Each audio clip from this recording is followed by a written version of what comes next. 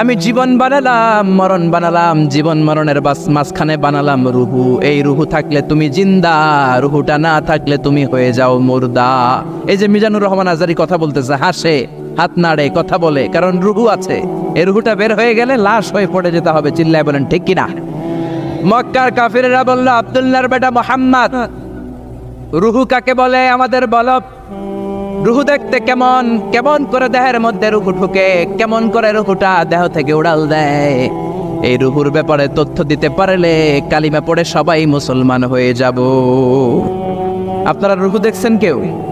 আপনার দাদা যে মারা গেল, বাবা যে মারা গেল, রুহুটা যে উড়াল দিল, দেখছেন? কালার কেমন, সাইজ কতটুকু, ওজন কতটুকু, দেখতে কেমন? আমরা কেউ রুহু দেখেছি? চিল্লায় বলেন দেখেছি।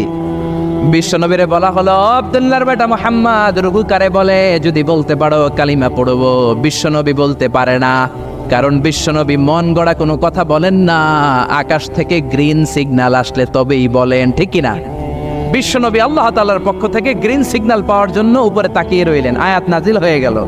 يسألونك عن الروح قل الروح من أمر ربي وما أوتيتم من العلم إلا قليلا। ও নবী, লোকেরা আপনারা জিজ্ঞেস করে রুহু কাকে বলে, মা হুয়া রূহ, হোয়াট ইজ দ্য স্পিরিট? আপনি বলে দেন রুহু হলো আল্লাহর পক্ষ থেকে স্পেশাল অর্ডার।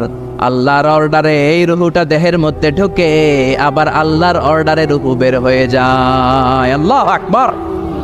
এই রুহুটা মানুষের দেহে ঢুকে কার অর্ডারে, আবার বের হয়ে যাবে কার অর্ডারে? পৃথিবীর যত বিজ্ঞানীরা আছে সবাই মিলেও কি একটা রুহু বানাতে পারবে? জোরে বলেন না, রুহু বানাতে পারবে? আল্লাহ চ্যালেঞ্জ করে বললেন, ওমা উতীতুম মিনাল ইলমি ইল্লা কালিলা, তোমাদেরকে একেবারে যত সামান্য কিঞ্চিত জ্ঞান দিয়ে আমি তৈরি করেছি, তোমাদের এই লিমিটেড জ্ঞান দিয়ে রুহু বানানো যাবে? ইউনাইটেড স্টেটস অফ আমেরিকা একজন মেডিকেল সায়েন্টিস্ট এই চ্যালেঞ্জ গ্রহণ করলো।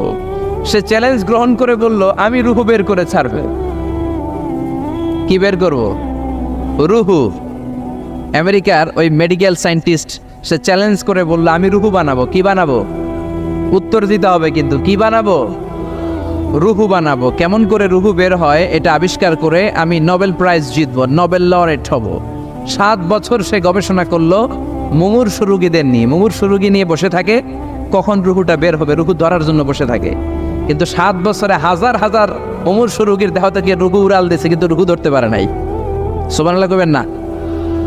আচ্ছা, এইবার তার মাথায় একটা চিন্তা আসলো, না এই পন্থায় হাঁটলে তো হবে না, আমি একটা কাজ করি, বুলেট প্রুফের গ্লাস দিয়ে একটা ছোট্ট গ্লাসের রুম বানাই, ওই গ্লাসের ভেতরে মুমূর্ষু রোগী ঢুকায় দিব। বুলেট প্রুফ চিনেন তো? মানে গুলি মারলেও গুলি ঢুকবে না। আমাদের মাননীয় প্রধানমন্ত্রী, রাষ্ট্রপতি মহোদয়, ওনারা যে গাড়িগুলো চালায় এগুলো কিন্তু বুলেট প্রুফ, জানেন? গুলি মারলে গুলি ঢুকে না। তো উনি বুলেট প্রুফ গ্লাস দিয়ে, টেম্পার্ড গ্লাস দিয়ে ছোট্ট একটা রুম বানালেন, কাচের গ্লাস। উনি মনে মনে ভাবলেন, মুমূর্ষু রোগী যদি এই কাচের গ্লাসের ভেতরে ঢুকাই, যেহেতু বুলেট প্রুফ, কিছু ঢুকেও না, বাইরে হয় না, রুহু বাইরে কেমনে দেখি। তো কাচের গ্লাস বানিয়ে তার টিমের সবাইকে বলল, আইসিইউ থেকে একটা মুমূর্ষু রোগীকে ধরে আনো, আজকে আমি রুহু ধরে ছাড়ো।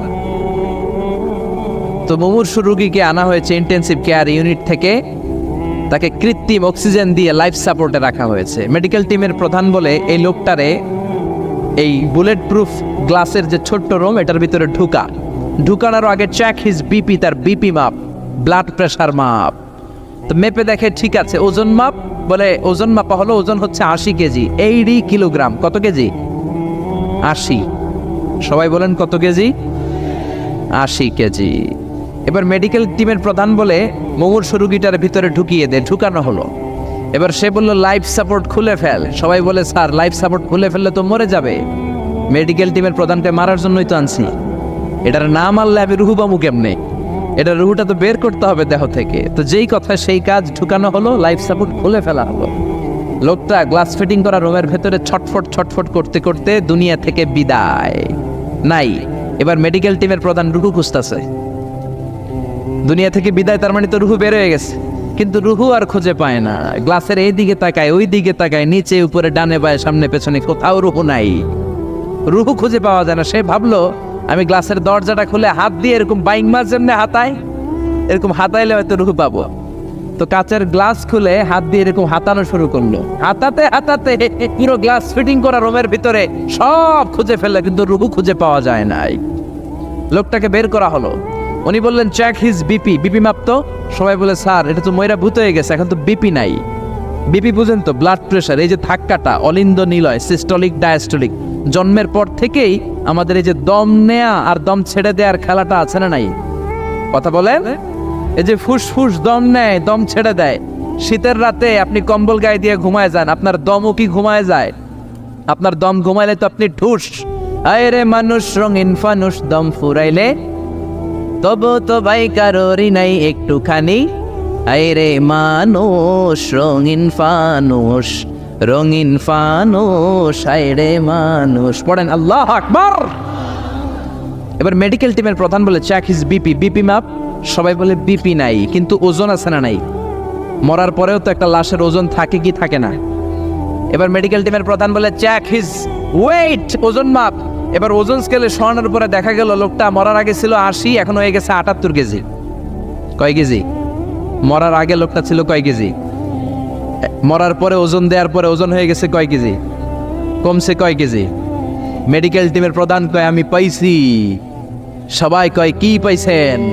মেডিকেল টিমের প্রধান কয় ওইডা। সবাই কয় কোনডা? কয় রুহু। কেমনে পাইলেন? কয় মরার আগে ছিল 80 কেজি, মরার পরে 78 কেজি, কমছে 2 কেজি। তার মানে যেটা উড়াল দিছে ওইটাই 2 কেজি।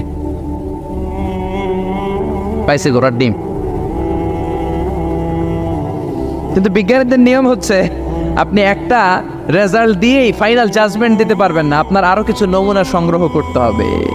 সে বলল আরেকটা রোগীকে আইসিইউ থেকে নিয়ে আয়, ওজন মাপ, বিপি মাপ। বিপি ওকে, ওজন কত? 70 কেজি। দ্বিতীয় যে লোকটাকে আনা হলো তার ওজন 70 কেজি। চিল্লায় বলেন কয় কেজি? 70। এবার গ্লাসের ভিতরে ঢুকানোর পরে অক্সিজেনের মাস্কটা খুলে ফেলা হলো। এই লোকটা অক্সিজেনের অভাবে ছটফট করতে মরে গেল। মরার পরে আবার রুহু খোঁজে, কিন্তু গ্লাসের ভিতরে রুহু নাই। এই লোকটাকেও বের করে মেডিকেল টিমের প্রধান বলে চেক হিজ বিপি, বিপি মাপ। সবাই বলে বিপি নাই, কিন্তু ওজন আছে না নাই? এই লোকটার ওজন মরার আগে কত কেজি? 70। এবার ওজন দিয়ে দেখে এই মৃত লোকটার ওজন হয়ে গেছে 71 কেজি। কয় কেজি? আগেরটা তো কম ছিল, মিলানো গেছে। এবার যাবি কই? হ্যাঁ, আগেরটা 2 কেজি কমেছে। মনে মনে চিন্তা ছিল, রুহু যেটা ছিল উড়াল দিয়েছে, রুহু নাই, 2 কেজি কমেছে। এবার ছিল 70 কেজি, মরার পরে আরো বেড়ে গেছে 1 কেজি। এবার যাবে কই? আল্লাহ বলে কিয়ামত পর্যন্ত বিপি মাপতে পারবা, কিয়ামত পর্যন্ত বুলেট প্রুফের গ্লাসের ভিতরে লাশ ঢুকাতে পারবা, বের করতে পারবা, কিন্তু রুহু খুঁজে বের করতে পারবা না। ঠিক কি না?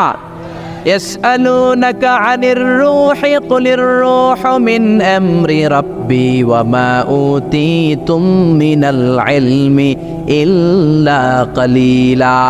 নবী লোকেরা আপনার রুহের ব্যাপারে জিজ্ঞেস করে, আপনি সোজা সবটা লোকদেরকে বলে দেন রুহু হলো আমার আল্লাহর আদেশ মাত্র। আল্লাহর আদেশে দেহে ঢুকে, আল্লাহর আদেশে বের হয়। পৃথিবীর কোনো মানুষ রুহু খুঁজে বের করতে পারবে না। সে বের করতে পারে নাই, কারণ মানুষ মরে গেলে এক একজনের দেহের অবস্থা এক এক রকম। কারো হাতটা টাইট হয়ে যায়, খিচুনি দিয়ে দেহের সবকিছু জমাট বেঁধে যায়, ওজন কিছু বেড়ে যায়। আবার কারো দেহটা ফেসফেসে হয়ে যায়, দেহের পেটের ভেতরে যত গ্যাস ছিল এগুলো বের হয়ে দেহটা পাতলা হয়ে যায়। পাতলা হোক আর ভারী হোক, ওইটা মেজারমেন্ট করে রুহু খুঁজে বের করা যায় না। চিল্লায় বলেন ঠিক কিনা? আমরা বললাম আল্লাহ, বুঝলাম আপনি ক্ষমতার মালিক, আপনি রুহুর মালিক, আর কিসের মালিক বলেন?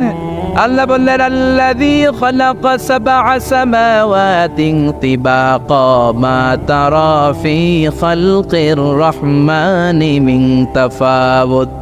ও গোলাম, আকাশের দিকে তাকা, মাথার উপরে তাকা। 7টা স্তরে আকাশটারে 7টা স্তরে বিন্যস্ত করে সাজিয়ে দিয়েছে কে? আবার আল্লাহ বললেন ওয়ালাকাদ যায়্যানাস সামাআদ দুনিয়া বিমাসাবিহা ওয়া জাআলনাহা রুজুমান লিশ-শায়াতিন। আমি এই পৃথিবীর কাছের আকাশটাকে, প্রথম আকাশটাকে চমৎকার চমৎকার তারা দিয়ে সুশোভিত করে দিয়েছি। সুবহানাল্লাহ। এই যে খালি চোখে উপরের দিকে যে আপনারা তাকালে যেটা দেখা যায়, এটা কি আকাশ? কথা বলেন না, এটা আকাশ না, এটা মহাশূন্য। এটা কি?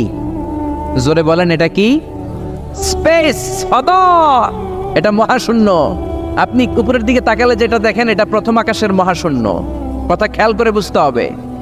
তার অনেক অনেক উপরে প্রথম আকাশ, তারপরে দ্বিতীয় আকাশের মহাশূন্য, তারপরে দ্বিতীয় আকাশ, তারপরে তৃতীয় আকাশের মহাশূন্য, তারপরে তৃতীয় আকাশ, তারপরে চতুর্থ আকাশের মহাশূন্য, তারপরে চতুর্থ আকাশ। এভাবে একটার চেয়ে আরেকটা বড়। কত বড়! বিষ্ণু বললেন তোমার হাতের আংটিটা খুলে যদি সাহারা মরুভূমির উপরে ছুঁড়ে ফেলে দাও, সাহারা মরুভূমির তুলনায় তোমার হাতের আংটি যত ছোট, আল্লাহর দ্বিতীয় আসমানের তুলনায় আল্লাহর প্রথম আসমানটা ঠিক তত ছোট।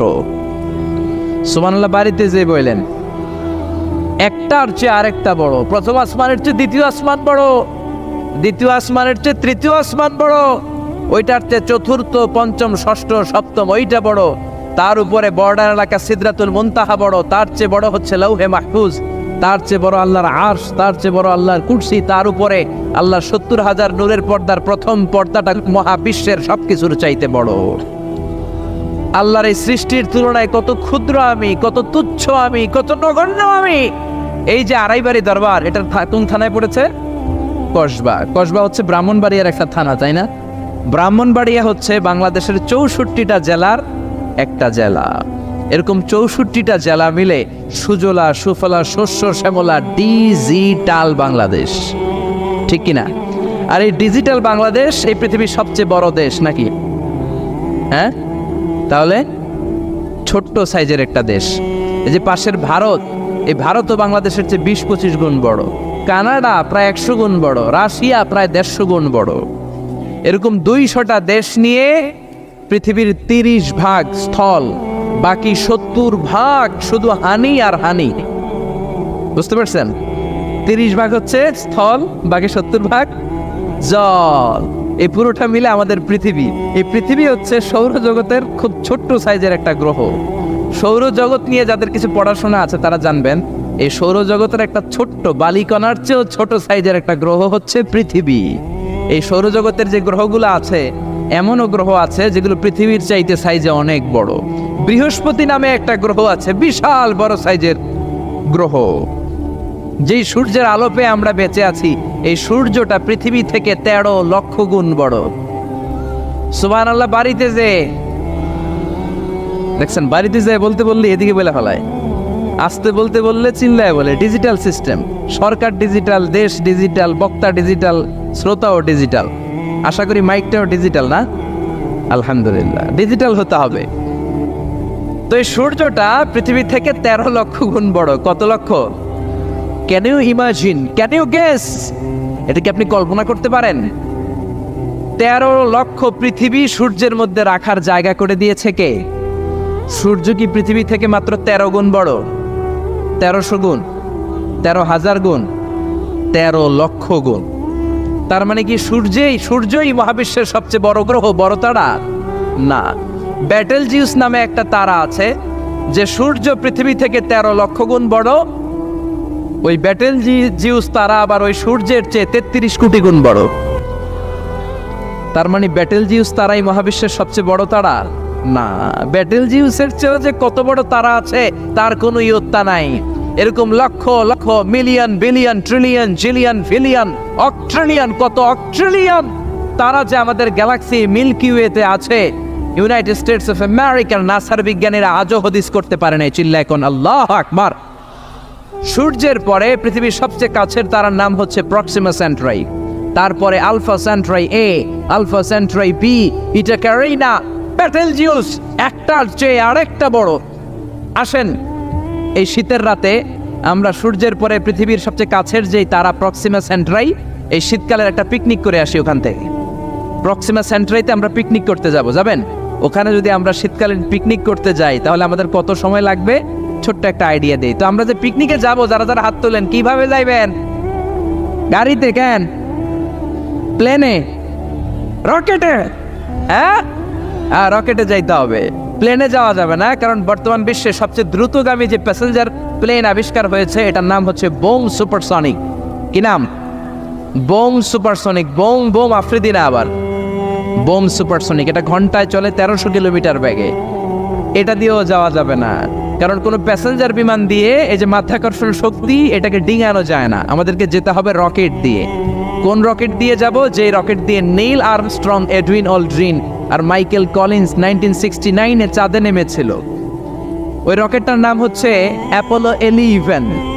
যারা যারা হাত তুলছেন একটু নামটা মুখস্থ রাখেন, অ্যাপোলো 11। তা নাহলে আপনি ঘুরে আসলে লোকেরা জিজ্ঞেস করতে পারে কোন রকেটে গেছিলেন, তখন বলতে হবে না অ্যাপোলো 11-এ গেছিলাম।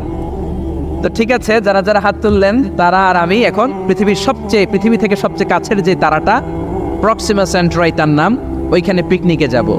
তো এই যে রকেটটা দিয়ে যাব অ্যাপোলো 11, এটা কত দ্রুত চলে এটা আগে শোনেন। এই অ্যাপোলো 11 সেকেন্ডে চলে 11 কিলোমিটার বেগে, মিনিটে চলে 660 কিলোমিটার বেগে, আর ঘন্টায় চলে 39,000 কিলোমিটার বেগে।